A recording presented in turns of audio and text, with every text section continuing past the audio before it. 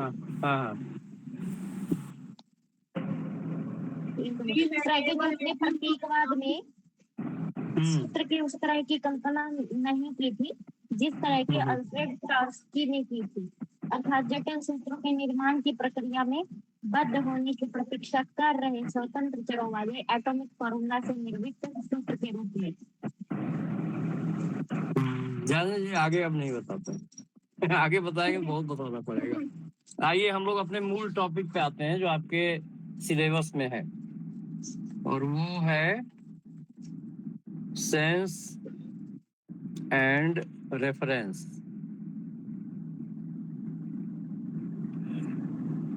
Sense का जो अनुवाद किया गया है यूजीसी में, कोई बताएगा क्या किया गया है? जो प्रश्न आते हैं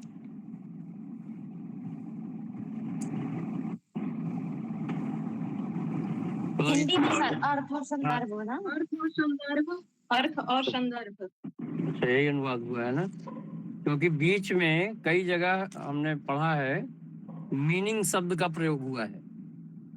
जैसे इस टॉपिक को पढ़ाने के संदर्भ में कई जगह मीनिंग आया है,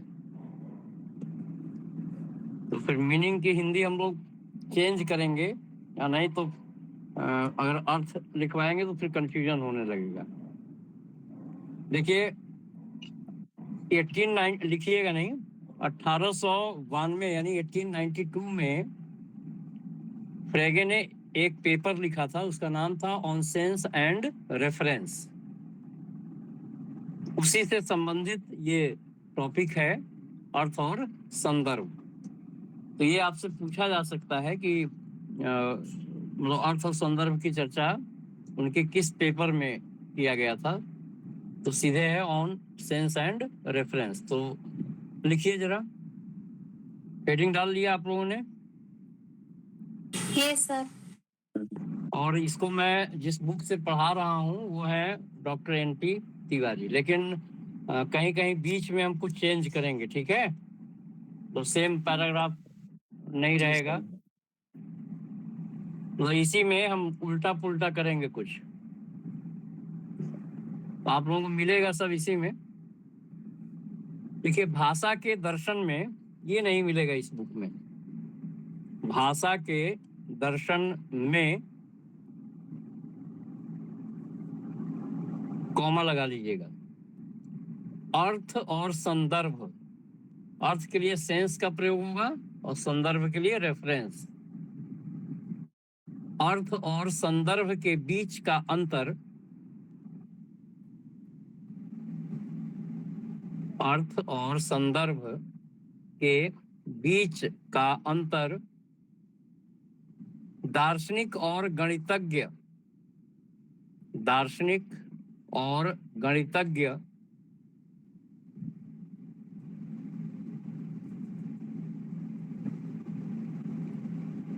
फ्रेगे का 1892 में, फिर से रिपीट कर दीजिए शुरू से लाइन, मेरा नेटवर्क। अच्छा तो एक लोग बोलिए तो हम भी मिला लेंगे, सब लोग सही लिखे कि नहीं, जिन्होंने लिखा हो बोल दें। भाषा के दर्शन में अर्थ और संदर्भ बीच के, संदर्भ के बीच, ये बीच फिर से बोलिए, फिर से बोलिए। भाषा के दर्शन में अर्थ और संदर्भ के बीच का अंतर दार्शनिक और बीच का अंतर दार्शनिक और गणितज्ञ, बस इतने बोले थे ना? नहीं, फ्रेगे का 1892 में उनके पेपर इन्वर्टेड कॉमा लिखिए ऑन सेंस एंड रेफरेंस।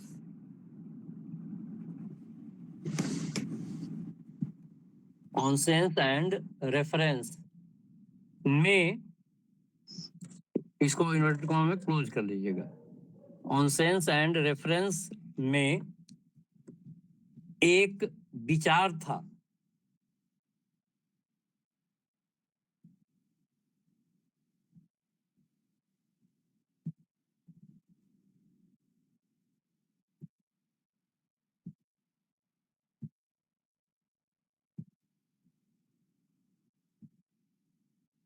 जो उन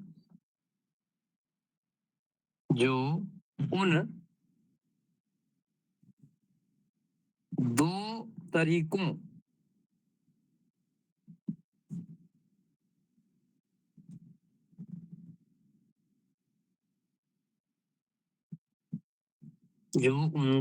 तरीकों को दर्शाता है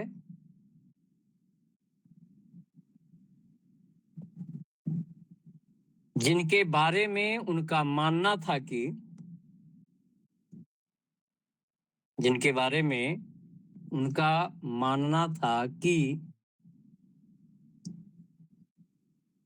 एक वचनात्मक शब्द सिंगुलर टर्म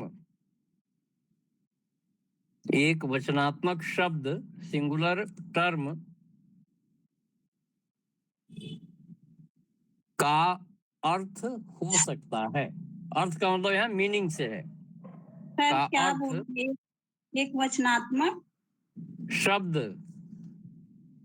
अंग्रेजी में है सिंगुलर टर्म का अर्थ ब्रैकेट में मीनिंग लिख लीजिए हो सकता है। इस लाइन को इंग्लिश में भी बोल दे रहे हैं। जो लोग इंग्लिश मीडियम के हैं वो लोग नोट कर लें। यस सर बोल दीजिए। In the philosophy of language,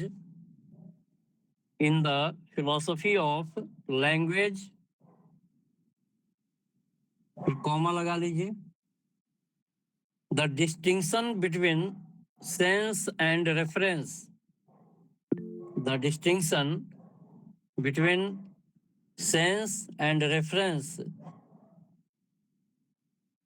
was an idea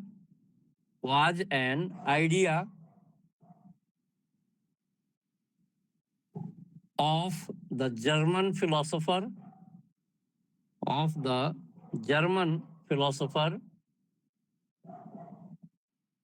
and mathematician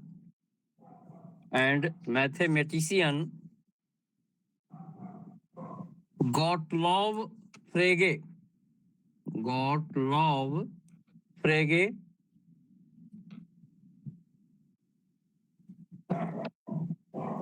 in 1892 in his paper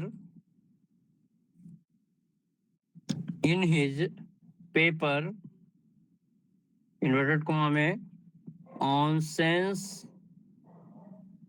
and reference inverted comma close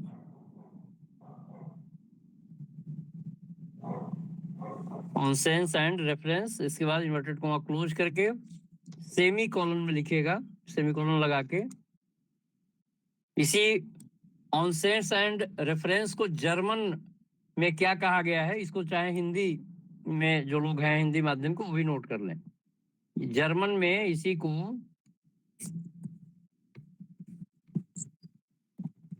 German जो शब्द है उसमें है उबर सिन। ये जो सिन है सेंस के लिए जर्मन में सिन का प्रयोग किया जाता है।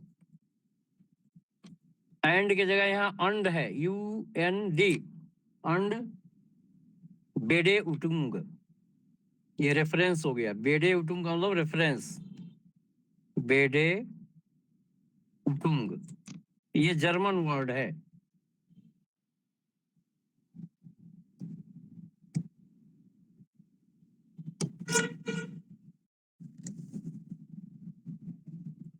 अब पैराग्राफ चेंज कर दीजिए।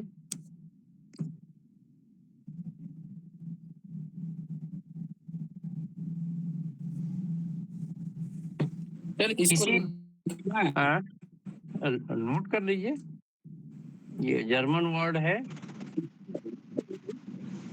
मतलब ये सेंस एंड रेफरेंस का, जैसे ऑन सेंस एंड रेफरेंस है ना इनका पेपर, तो उसी को जर्मन में उबरसिन एंड बेडिउटुंग कहा जाता है। तो लिख लीजिए, दिमाग में रहेगा।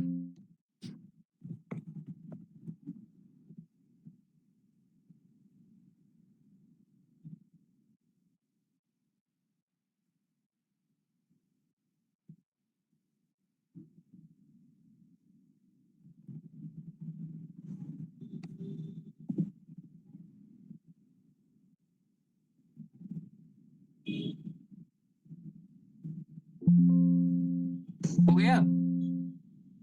ये सर। हाँ जी सर। अब पैराग्राफ चेंज करिए। किसी व्यक्तिवाचक नाम, ब्रैकेट में लिखिए प्रॉपर नेम। अब इसकी अंग्रेजी आप लोगों को बुक में मिल जाएगी। किसी व्यक्तिवाचक नाम का संदर्भ, संदर्भ का मतलब यहाँ रेफरेंस से है, ब्रैकेट में रेफरेंस लिख लीजिए सभी लोग।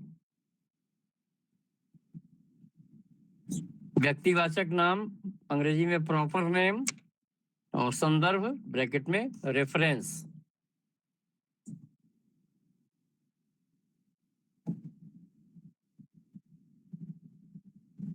बल्कि इन्होंने जो शब्द यूज किया है यहाँ पर, जो संदर्भ हम बोल रहे हैं, तो ब्रैकेट में आप चाहे लिख लें रेफरेंट, या इसी को बेडे उटुंग।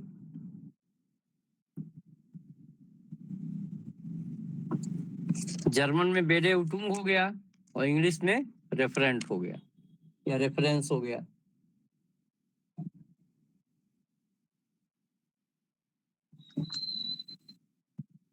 लिख लिए, इसको ब्रैकेट में दोनों लिख लीजिए।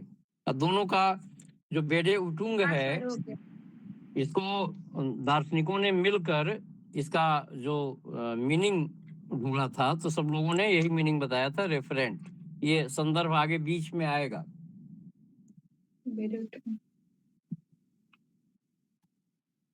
वह वस्तु है, और उसी के आगे कंटिन्यू करिए। वह वस्तु है, संदर्भ के बाद ये लिखना है, संदर्भ हाँ। के बाद। जी संदर्भ, क्या संदर्भ के बाद? संदर्भ नहीं के सर, बाद अपन लिखिए ने वह लिखे। वस्तु है। हाँ जी जी हाँ, क्या लिखे बोलिए। सर, मैं लिखा हूँ किसी व्यक्तिवाचक नाम, प्रॉपर नेम का संदर्भ रेफरेंस, फिर ये जो अभी आपने शब्द लिखे वो लिखा सर। ये ब्रैकेट में लिखे हैं ना, जी सर। इसको इसको ब्रैकेट में लिखना है। अब उसके जी आगे कंटिन्यू करिए। वह वस्तु है, वह वस्तु है जिसका वह अर्थ, ब्रैकेट में लिखिए सेंस। ये टर्मिनोलॉजी लिखते चलिएगा जिससे कंफ्यूजन नहीं होगा। वह वस्तु है जिसका वह अर्थ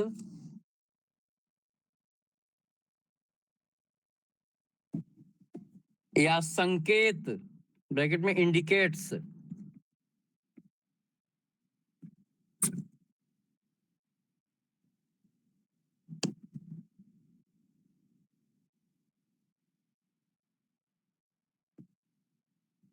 करता है।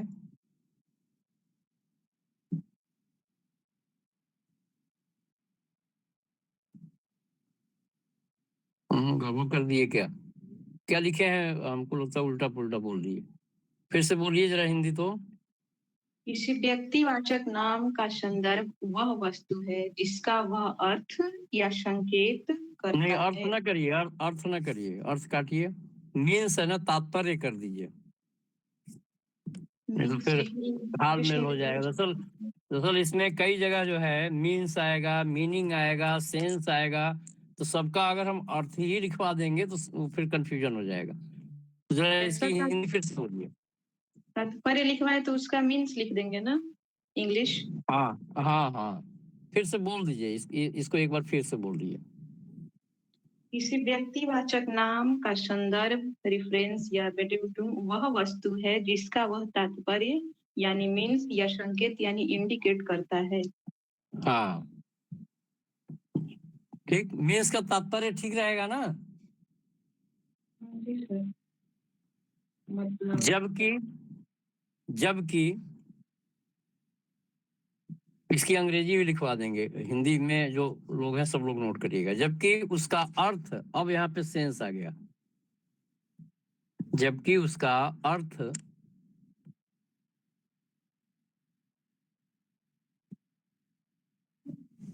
देखिए, अर्थ को इंग्लिश में सेंस कहा गया है और इसी को जर्मन में सिन कहा गया है, SINN। तो सेंस या सिन, ये दोनों टर्मिनोलॉजी पढ़े रहे, कुछ जर्मन वर्ड हम लोग भी सीख लें। हाँ हाँ हाँ।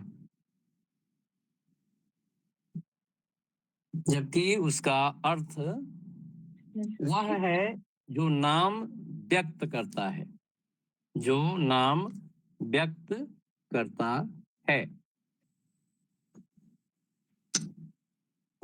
ये सभी इसकी इंग्लिश नोट कर लीजिए, क्योंकि सब लोगों के पास तो इंग्लिश वाली बुक ये होगी नहीं, कि है सबके पास? नहीं सर। वो भेजे तो है भानु उस पे ग्रुप में। ये चलिए नोट कर लीजिए। Proper name, the reference of a proper name is the object it means or indicates।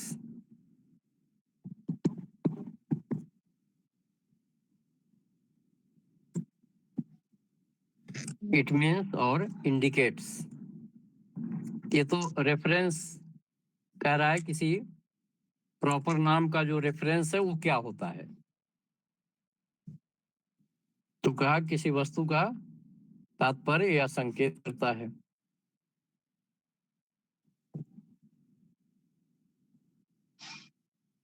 Sir अभी आपने जो ये लाइन लिखी है हिंदी माध्यम के लिए थोड़ी ना है।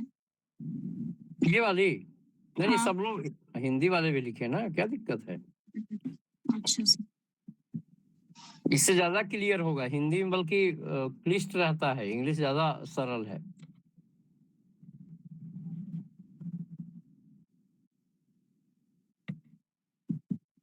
सब लोग नोट कर लीजिए।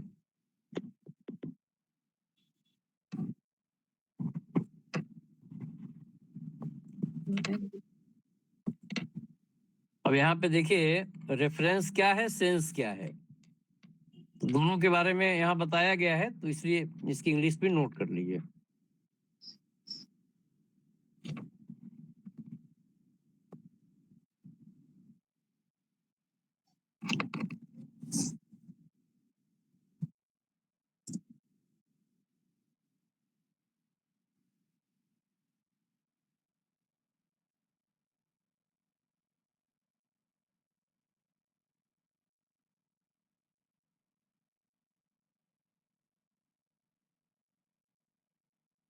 हो गया?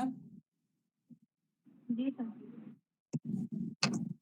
और देखिए अगली लाइन में इस बुक में थोड़ा सा आप लोग करेक्शन कर लीजिए। किसी के पास बुक है? जी सर बताइए। तो यहाँ पे देखिए अगली लाइन है, the reference of a sentence is its truth value. तो ट्रूथ वैल्यू को काट दीजिए, ये गलत है, यहाँ एक्सटेंशन होगा। अच्छा, ट्रूथ वैल्यू की जगह? हाँ, एक्सटेंशन करिए। The reference of a sentence is its extension, truth value नहीं होगा। कॉमा उसके बाद है, whereas its sense is the thought that it expresses. Sense को थॉट माना गया है और रेफरेंस को ट्रूथ वैल्यू कैसे मान लेंगे? तो रेफरेंस यहाँ पे एक्सटेंशन है और थॉट सेंस क्या है? थॉट है। अब लिखिए, हिंदी बोल रहे हैं। किसी वाक्य का संदर्भ किसी वाक्य का संदर्भ, ब्रैकेट में रेफरेंस लिख लीजिएगा, किसी वाक्य का संदर्भ, उसका विस्तार, ब्रैकेट में एक्सटेंशन होता है,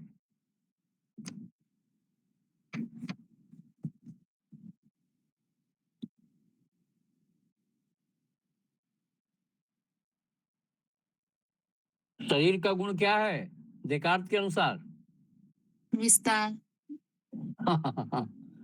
और मन का विचार। वही है, यहाँ पे वही चीज है, एक्सटेंशन और थॉट होना चाहिए, न कि ट्रुथ वैल्यू होगा और थॉट होगा। जबकि उसका अर्थ वह विचार होता है, विचार यानी थॉट। सर क्या हुआ? किसी वाक्य का संदर्भ, इसके बाद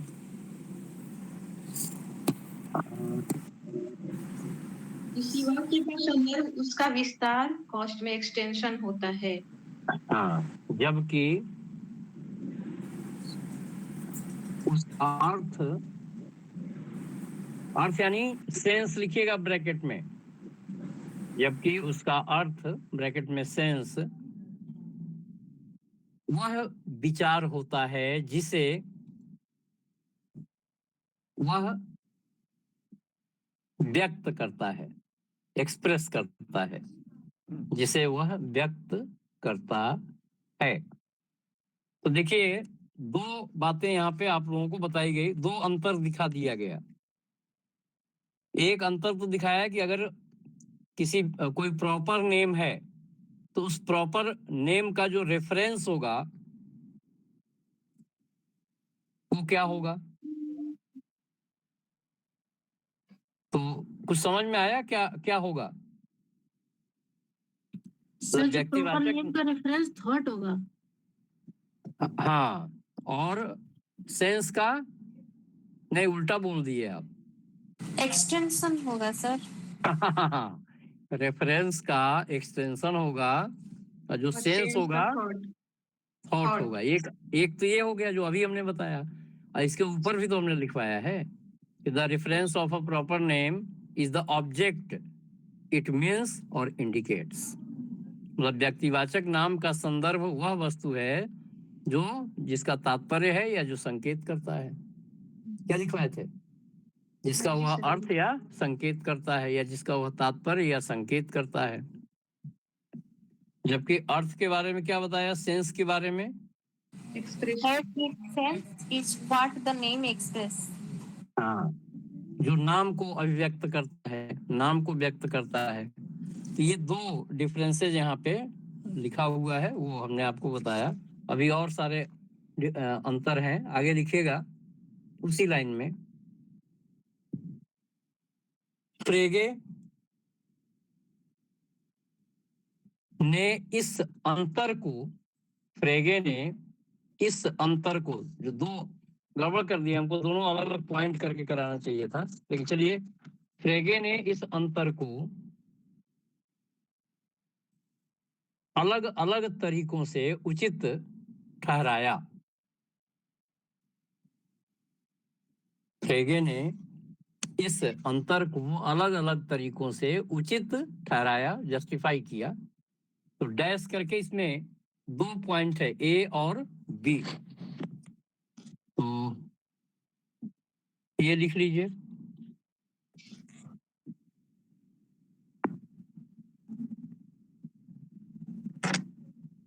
देखिए, अर्थ वह चीज है, अर्थ वह चीज है जो किसी नाम से जुड़ी होती है।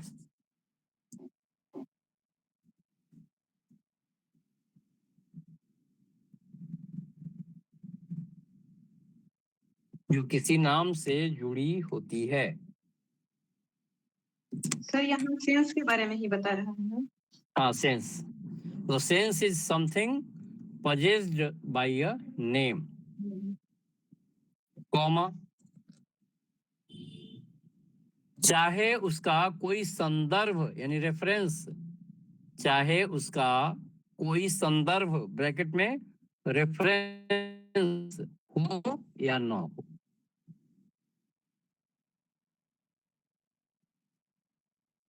whether or not it has a reference. कह रहा है कि sense is something possessed by a name, comma, whether or not it has a reference.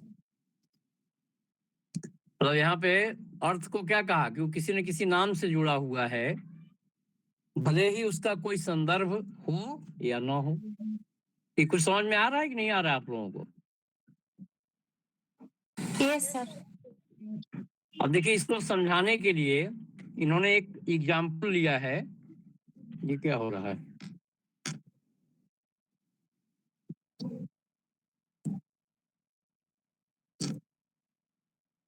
चलिए लिखिए, उदाहरण के लिए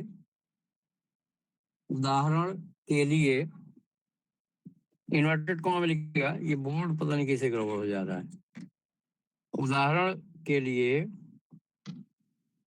ओडीसीएस इन्वर्टेड कॉमा में लिखिएगा। ओडीसीएस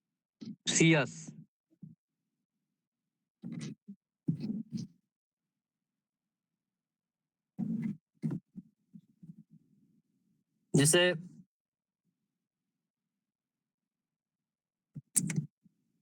हम लोगों का नाम है, उसी तरीके से ओडीसीएस भी नाम है। और होमर का नाम सुने होंगे, उन्होंने एक महाकाव्य लिखा था, उसका नाम था ओडिसी। तो उसी ओडिसी का जो नायक है उसका नाम है ओडिसियस। और ओडिसियस वास्तव में एक यूनानी राजा थे। तो यहाँ पर एक मतलब ये नाम है व्यक्ति का, ध्यान रखिएगा। तो लिखिए, उदाहरण के लिए ओडिसियस नाम बोधगम्य, इंटेलिजेबल है। ओडिसियस नाम बोधगम्य है और इसलिए इसका एक अर्थ, ब्रैकेट में सेंस लिखिएगा, और इसलिए इसका एक अर्थ, ब्रैकेट में सेंस है। फिर कॉमा, भले ही उस नाम से संबंधित, भले ही उस नाम से संबंधित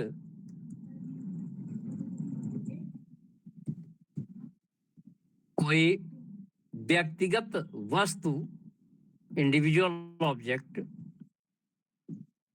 भले ही उस नाम से संबंधित कोई व्यक्तिगत वस्तु, ये नाम के अनुरूप लिख सकते हैं, करस्पॉन्डेंस है, व्हिच द नेम करस्पॉन्ड्स, उसके नाम के अनुरूप लिखिए, संबंधित से ज्यादा बढ़िया अनुरूप रहेगा।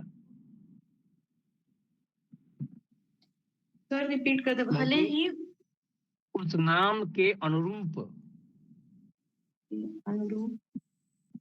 कोई व्यक्तिगत वस्तु, कोई व्यक्तिगत वस्तु, ब्रैकेट में लिखिएगा, उसका संदर्भ है, इट्स रेफरेंस, उसका संदर्भ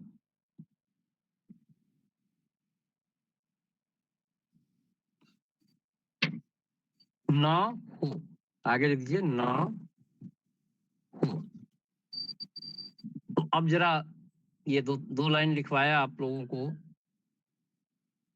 क्या समझ में आया?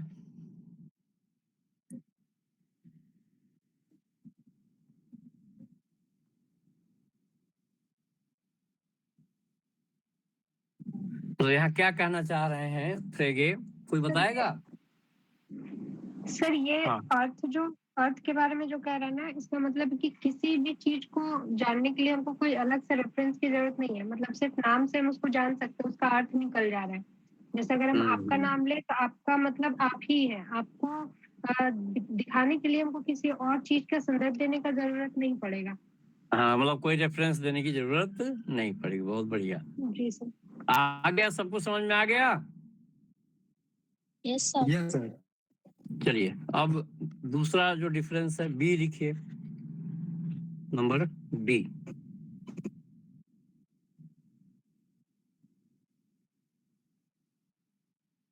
विभिन्न नामों का अर्थ, ब्रैकेट में सेंस लिखिएगा, विभिन्न नामों का अर्थ, ब्रैकेट में लिखिए सेंस,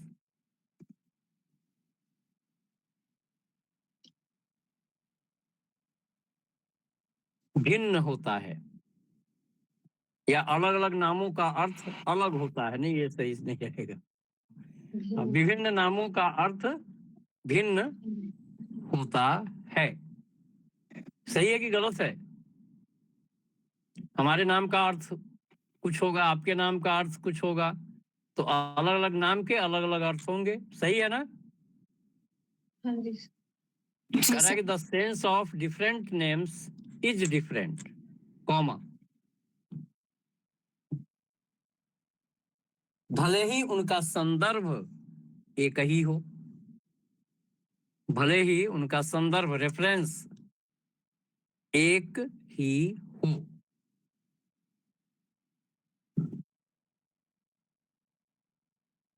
इसको समझाने के लिए इन्होंने एक उदाहरण लिया है कि अगर अलग अलग नाम हैं, अलग अलग नामों के जो अर्थ हैं वो अलग ही होंगे, भले उनका संदर्भ एक ही क्यों ना हो, तो उसको कैसे क्लियर किया है। तो आगे लिखिएगा, फ्रेगे फुल स्टॉप के बाद ने तर्क दिया कि, फ्रेगे ने तर्क दिया कि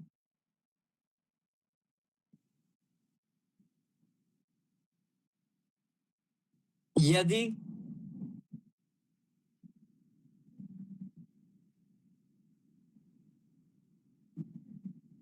आप लोग हमको लगता है कहीं संध्या का तारा बोलते हैं कि सांझ का तारा बोलते हैं। जैसे देखिए, दो शब्द टर्मिनोलॉजी यहाँ पे यूज हुआ है, एक है हेस्पेरस और दूसरा है फॉस्फोरस। अब दोनों जो है एक ही ग्रह से संबंधित है। ग्रह क्या, तारे से संबंधित, कैसे, खगोलीय पिंड से, सूर्य से संबंधित है। तो एक को सांझ का तारा कहा जाता है, दूसरे को भोर का तारा। कहीं पढ़े हैं ये उदाहरण? यहाँ पे Hesperus is the same planet, Venus के संदर्भ में कहते हैं सर। हाँ, Hesperus is the same planet as Phosphorus. तो इसी को अंग्रेजी में लिखेंगे कि हिंदी में लिखेंगे? उदाहरण इंग्लिश में लिखवाएं कि हिंदी में? अच्छा, पहले अंग्रेजी लिख लीजिए।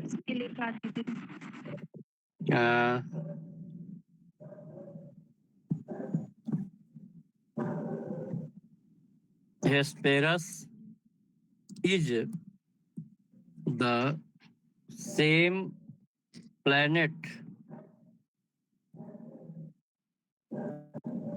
as phosphorus। फॉस्फोरस तो हमको लगता है कि कोई केमिकल भी होता है क्या? यस सर, होता है। केमिस्ट्री में यूज होता होगा ना? हाँ सर। हाँ सर। तो इसको हिंदी में अगर लिखना हो तो क्या लिखेंगे? सर वहाँ फास्फोरस होता है सर। अच्छा, नहीं यही होता होगा कि स्पेलिंग सेम होगा। सेम ही है सर, फॉस्फोरस ही उसको बोलते हैं। हाँ जी तो सर। हिंदी में लिख लीजिए। यही है सर। सांझ का तारा लिखेंगे कि संध्या का तारा लिखेंगे? क्या लिखेंगे? सांझ का तारा सर। सांझ का तारा ना? हाँ जी सर, वही बोलते हैं सर। तो लिखिए, सांझ का तारा सुबह का तारा है। नहीं, प्लेनेट है ना, ग्रह है। क्या बोलते हैं प्लेनेट को?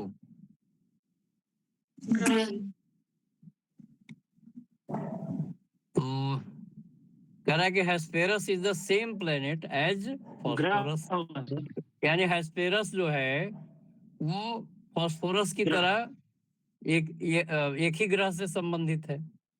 या हेस्पेरस और फॉस्फोरस दोनों एक ही ग्रह से संबंधित है, ये हो जाएगा। तो सांझ का तारा और सुबह का तारा, क्या भोर का तारा, भोर एक का ही तारा ग्रह कौन से सा है? हाँ, एक ही ग्रह से संबंधित है। तो दोनों में आइडेंटिटी है, ये चीज यहाँ बताया जा रहा है। शाम का तारा और सुबह का तारा वास्तव में एक ही ग्रह को दर्शाते हैं। हाँ, ये भी ठीक है। यह वास्तव में एक ही ग्रह से संबंधित है या दर्शाते हैं, चलिए ठीक है, वो भी है। तो इन्वर्टेड कॉमा में लिखिएगा भोर का यदि तारा सर। हाँ, भोर साँझ और भोर में गड़बड़ ना करिएगा। ये वीनस से संबंधित है। हाँ जी सर। हाँ, तो वीनस यानी शुक्र ग्रह से संबंधित है। जी तो क्या लिखे हिंदी में, क्या लिखे बोल दीजिए, सब लोग नोट कर लें। प्रेजेंट करते हुए यदि शाम का तारा और सुबह का तारा वास्तव में एक ही ग्रह को दर्शाते हैं। नहीं, यदि ना लिखिए, सीधे बोलिए ना। यदि सर जो बोलिए क्या? आप लाइन बोले हैं ना, फ्रेगे ने तर्क दिया कि यदि। अच्छा, ठीक ठीक ठीक। हाँ, तो यदि के बाद इन्वर्टेड कॉमा लगा लें। जी सर। शाम का तारा और सुबह का तारा वास्तव में एक ही ग्रह को दर्शाते हैं। हाँ, इन्वर्टेड कॉमा क्लोज। जैसे किसी तादात्म्य कथन, अब आगे लिखिएगा, जैसे किसी तादात्म्य आइडेंटिटी या पहचान, आइडेंटिटी स्टेटमेंट है। जैसे किसी तादात्म्य कथन, तादात्म्य कथन ब्रैकेट में आइडेंटिटी स्टेटमेंट को सूचनात्मक बनाना है, को सूचनात्मक इंफॉर्मेटिव बनाना है, इंफॉर्मेटिव बनाना है।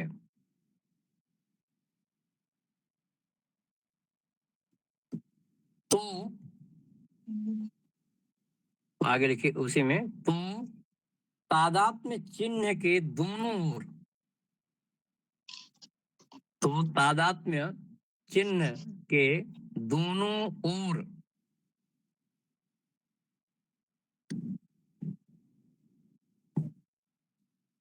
दिए गए व्यक्तिवाचक नामों का, दिए गए व्यक्तिवाचक प्रॉपर नेम्स का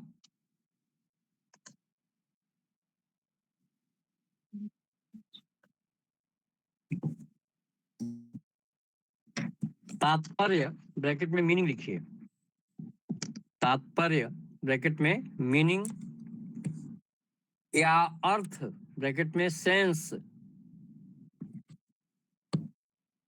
भिन्न होना चाहिए। अब इसको हम लोग समझ लें, तब फिर आगे बढ़ें।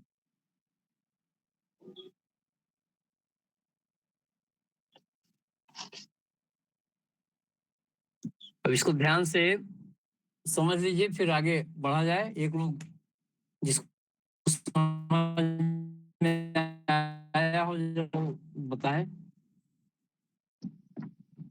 ये तो मालूम है कि जो हेस्पेरस है और फास्फोरस है, दोनों एक ही प्लेनेट से संबंधित है, जी वीनस से संबंधित है दोनों ना। अगर आप लोग पढ़े हो साइंस, ज्योग्राफी में या साइंस में, कहाँ आएगा ये?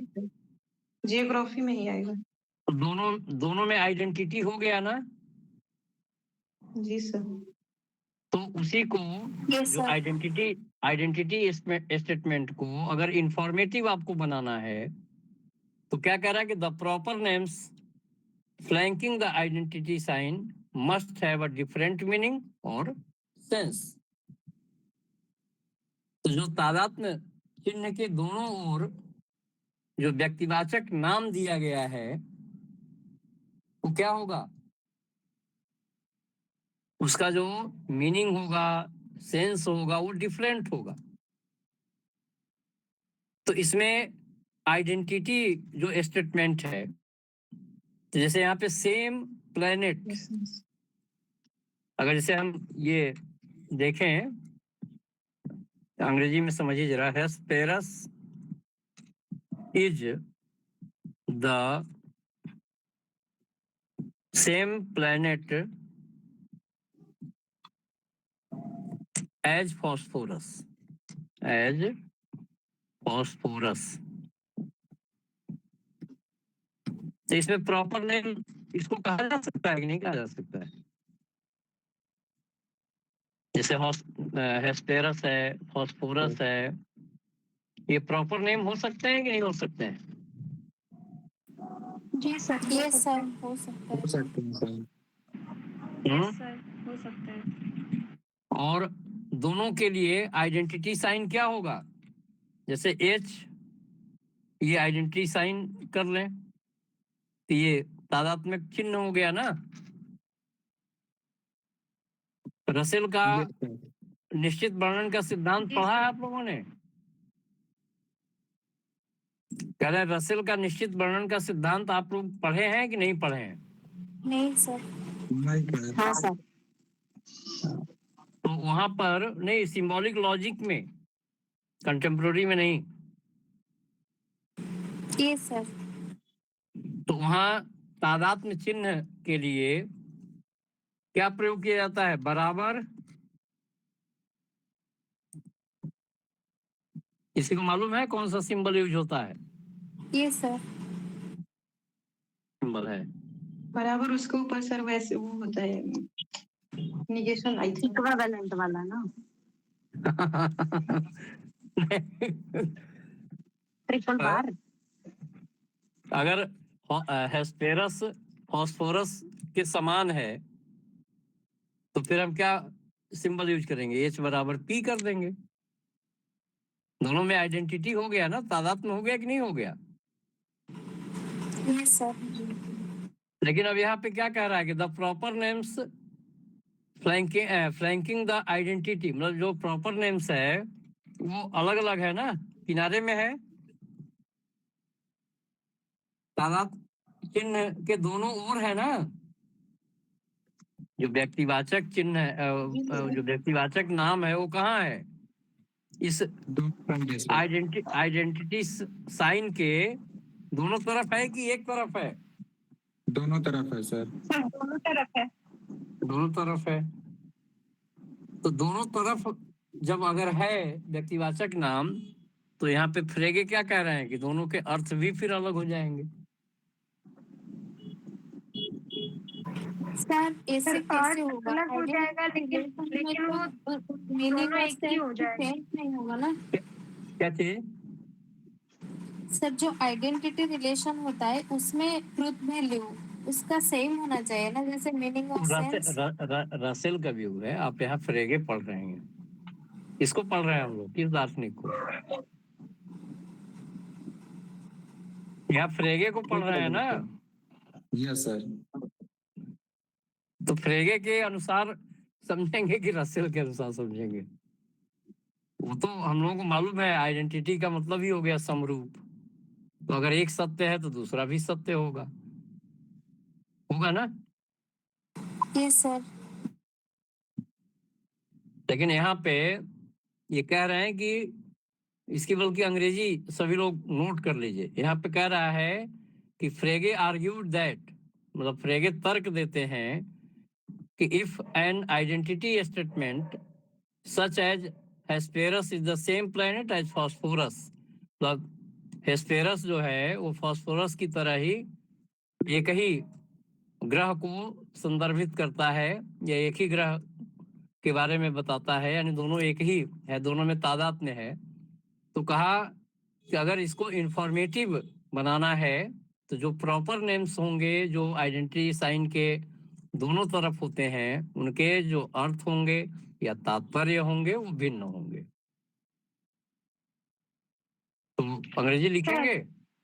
हाँ सर इसको एक इस एग्जांपल से समझ सकते हैं कि जैसे यहाँ पे ग्रह का नाम दिया, मतलब वो एक ही ग्रह है लेकिन वो एक सांझ का तारा है, एक भोर का तारा है, तो इसके लिए उसका नाम अलग हो गया। तो यहाँ पे हम ऐसा लोग था ना। ऐसे समझ सकते हैं कि जैसे, जी सर। ये दरअसल पहले दोनों को अलग अलग माना जाता था, हेस्पेरस को और फॉस्फोरस को। बाद सर। में ये बता दिया गया कि ये एक ही खगोलीय पिंड से संबंधित हैं, वीनस से, शुक्र से। जी सर। जी सर। तो मान लीजिए आपको जानकारी हो गई, लेकिन पहले दोनों को अलग अलग माना जाता था। तो हमको लग रहा है कि जी उसी सर, का वही कह उल्लेख रहे हैं कि फ्रेगे कर रहे होंगे। दोनों का हाँ, दोनों का मतलब अलग है लेकिन रेफरेंस एक हो गया। तो इसको इस हम्म एग्जांपल से समझ सकते हैं ना कि जैसे रावण है, तो रावण का हम्म एक नाम हो गया दशानन, एक नाम हो गया हम्म लंकेश। तो मतलब हम्म मीनिंग दोनों का अलग अलग है लेकिन रेफरेंस दोनों का एक ही है, एक ही इंसान हम्म के बारे में हम बात कर रहे हैं। हम्म। तो ये सेम इसी तरह ये भी एग्जांपल है। अब अगली लाइन यहाँ पे लिखिएगा तो और नाम का क्लियर हो जाएगा। मतलब अलग हो जाता है। हम्म। जी सर। हमको लगता है कुछ अंग्रेजी में कुछ गड़बड़ों किए हैं क्या ये। अब आगे लिख रहे हैं, but clearly if the statement is true they must have the sense reference. Hmm, कि सेम रेफरेंस होगा।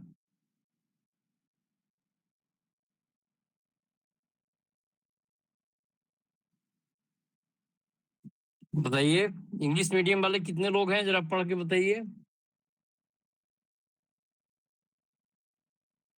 But clearly if the statement is true they must have the sense reference, अर्थ संदर्भ।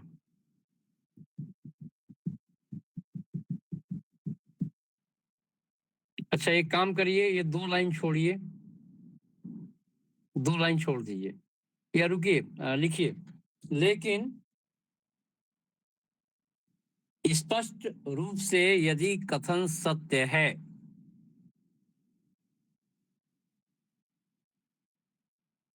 तो उसका, और खाली स्थान छोड़ दीजिए, मैं आगे बताऊंगा, डॉट डॉट करके छोड़ दीजिए, ये कल मैं बताऊंगा कि वहां क्या होना चाहिए। होना, अब आगे लिख दीजिए होना चाहिए, ये फिल इन द ब्लैंक्स रहेगा, क्योंकि ऐसे हो जाएगा अर्थ संदर्भ होना चाहिए। सर ये सेंस की जगह सेम तो नहीं होगा, सेम रेफरेंस? अब पता है, अब कल बताएंगे, ये ऑन सेंस एंड रेफरेंस जब पढ़ेंगे तब उसमें मिलेगा। तो अभी कंफ्यूजन है, इसलिए इसका मैं अर्थ नहीं लिख पा रहा हूँ। चलिए अगली लाइन लिखिए, जो बहुत इंपॉर्टेंट है, और ये पूछा गया है, एग्जाम में आया है, तो लिखिएगा। सर ऐसे ऐसे बोल सकते हैं सर कि अर्थ संदर्भ होना चाहिए। बोल तो सकते हैं, लेकिन अब हम यहाँ पे डाउट है ना हमको, जी। तो क्यों हम लिखवा दें, हम कल करा देंगे, ठीक है। अब आगे लिखिए, अर्थ, अगली लाइन, एक प्रस्तुति का तरीका है, इसकी अंग्रेजी सबको लिखवाएंगे। अर्थ एक प्रस्तुति का तरीका है,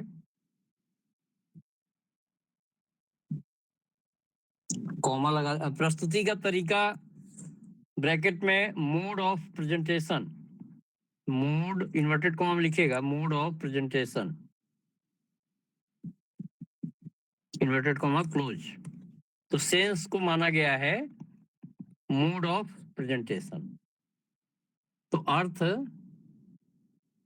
प्रस्तुति का तरीका है जो जो संदर्भ के, संदर्भ यानी रेफरेंट यहाँ प्रयोग हुआ है, जो संदर्भ ब्रैकेट में रेफरेंट के एक पहलू को ही स्पष्ट करता है, जो संदर्भ के एक पहलू को ही स्पष्ट करता है।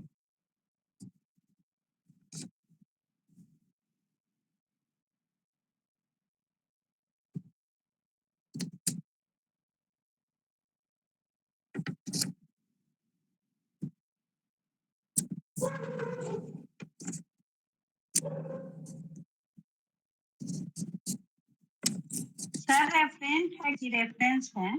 रेफरेंट, रेफरेंट है। और सर शुरू में जो लिखवाए थे वो रेफरेंस लिखवाए थे? हाँ हाँ,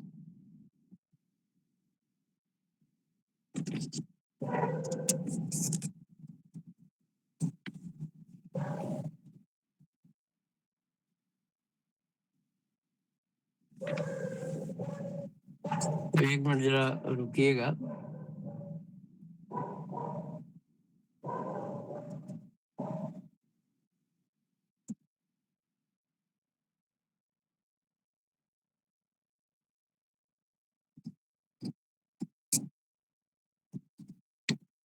चेंज करके पैराग्राफ लिखिए। फ्रेगे ने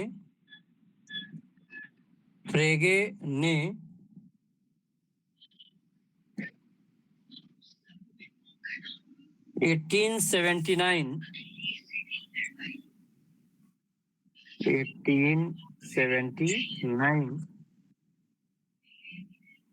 के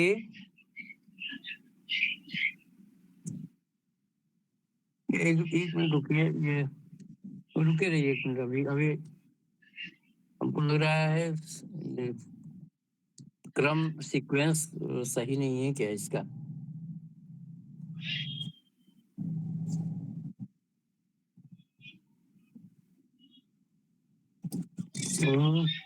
रुकिए, इसको काटिए, इस लाइन को, तो इसमें इसको काट दीजिए जरा।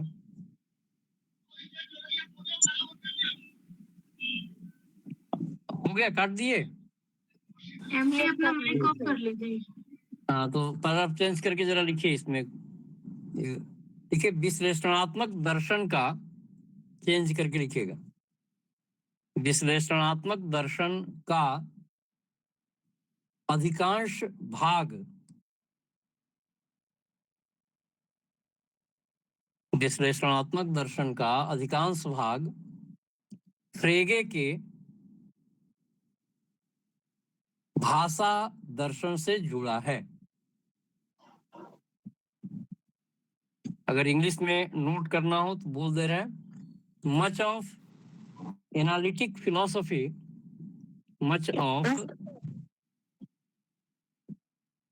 much of analytic philosophy is traceable to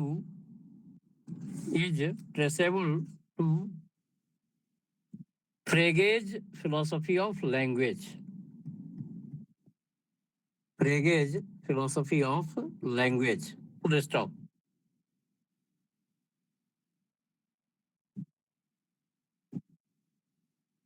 तर्कशास्त्र पर फ्रेगे के विचार, अब आगे लिखिएगा, तर्कशास्त्र पर फ्रेगे का विचार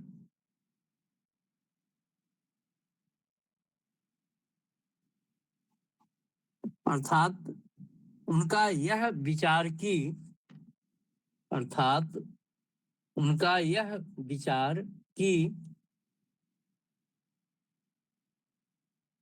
ये पार्ट्स ऑफ स्पीच को हम लोग हिंदी में क्या कहते हैं, पढ़े होंगे आप लोग ग्रामर में। पार्ट्स ऑफ स्पीच, इसका हिंदी क्या है?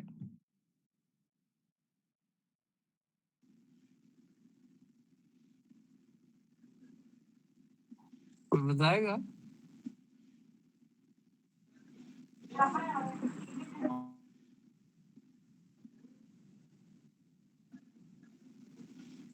सर भाषा के प्रकार। क्या? भाषा के प्रकार, शब्द भेद, शब्द भेद, शब्द भेद 8 तरह के है ना। नाउन, सर इंग्लिश से लिखा दीजिए, यही पार्ट ऑफ स्पीच। तो चलिए, शब्द स्पीच माने तो शब्द होता है क्या? अच्छा, हिंदी में शब्द ही भेद दिया है। सर ये वाक्यों के अंग कहलाएंगे सर, वाक्य के अंगों का। चलिए, शब्द भेद हमने लिख दिया, ब्रैकेट में पार्ट्स ऑफ स्पीच लिख दीजिए।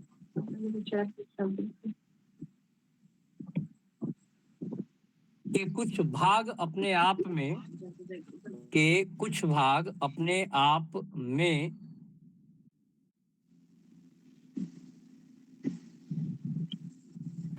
सर एक बार रिपीट कर दीजिए।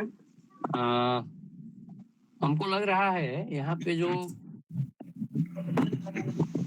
सम पार्ट्स ऑफ स्पीच माने, सुनिए, वो जाने दीजिए, ग्रामर वाला नहीं है ये ग्रामर नहीं है। नहीं सर। हाँ, लिखिए, फ्रेगे का, फिर से बोल दे रहे हैं, फ्रेगे का विचार अर्थात उनका यह विचार की, स्पीच माने क्या होगा? भाषण देना। Yes sir. वक्ता हो सकता है, नहीं सर, इस नहीं होगा सेंस ना? में इसका मतलब यही होगा इसमें। सर व्याख्यान भी हो सकता है क्या? सर इसमें इसका मतलब व्याख्यान नहीं किया है। स्पीच उच्चारण क्या? स्थान जो होता है वो है। Hesperus is the same planet as Phosphorus के पार्ट्स ऑफ स्पीच यानी शब्द भेद। यहाँ पे इसका मतलब यही दिया है शब्द भेद, इसमें शब्द भेद का ही यूज होगा। आई अच्छा, क्योंकि हिंदी में है क्या कहीं किसी बुक में? नो सर, एआई बता रहे हैं। हाँ। सर इसका एक मीनिंग दिखा रहा है भाषा के भाग। ये सर व्याकरण वाला नहीं है ना, तो स्पीच का स्पीच का हिंदी बताइए क्या क्या हो सकता है? वाक्य के कुछ भाग हो सकते हैं क्या सर? वो आप लोग बताइए, वही तो मैं पूछ रहा हूँ।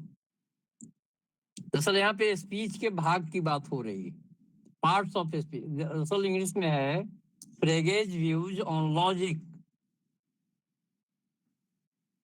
that is his idea that some parts of a speech are complete.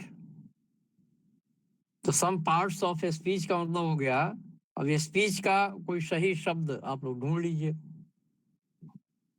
ये तो मालूम है स्पीच का मतलब भाषण देना, बोलना, कहना सब हो सकता है, लेकिन सही चयन करना है शब्द का। तो या तो भाषण के कुछ भाग लिख लीजिए, पहले लॉजिक पे उन्होंने स्पीच दिया होगा। व्याख्यान।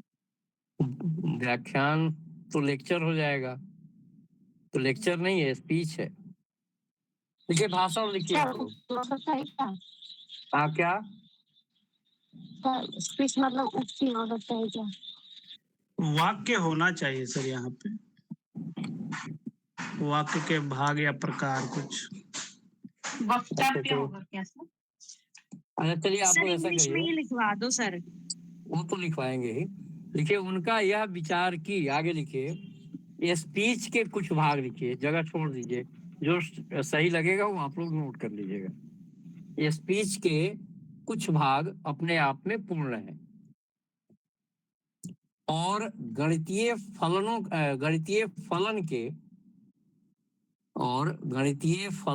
के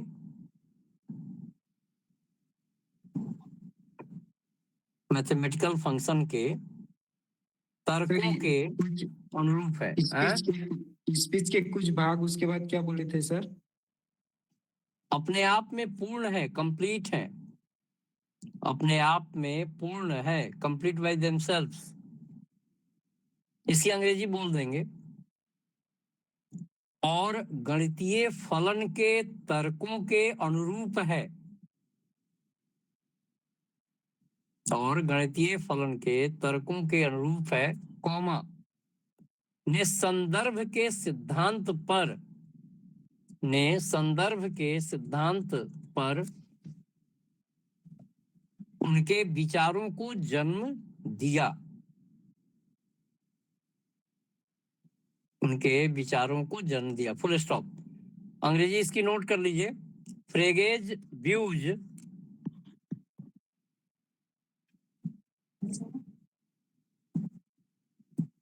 views on logic,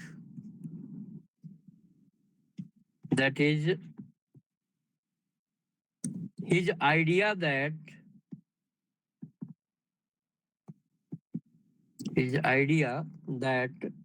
some parts of a speech, sir page number क्या है जो आप लिखवा रहे हैं? ये नहीं मिलेगा आपको ये बुक में नहीं है, इसमें नहीं है। आर कंप्लीट इसे तो लिखवा दे रहे हैं, by themselves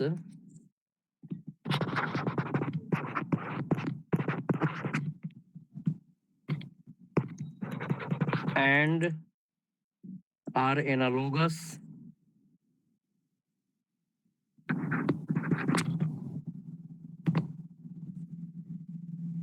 ऊपर लिख रहे हैं, नीचे जगह नहीं है, to the arguments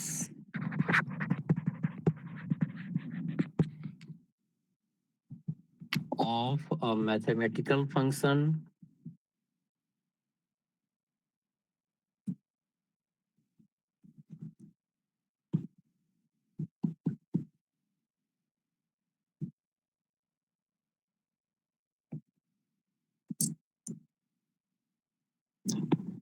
led to his,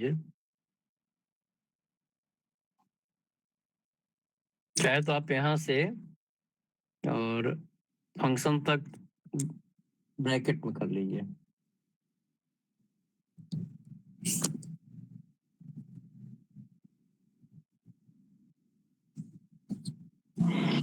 sir आपने उनके विचारों को जन्म दिया, इससे पहले क्या शब्द लिखाया था? अच्छा पहले इसको कंप्लीट करना है फिर बोलिएगा तो बता देंगे।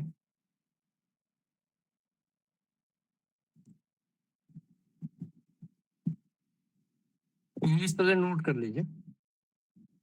On a theory of reference.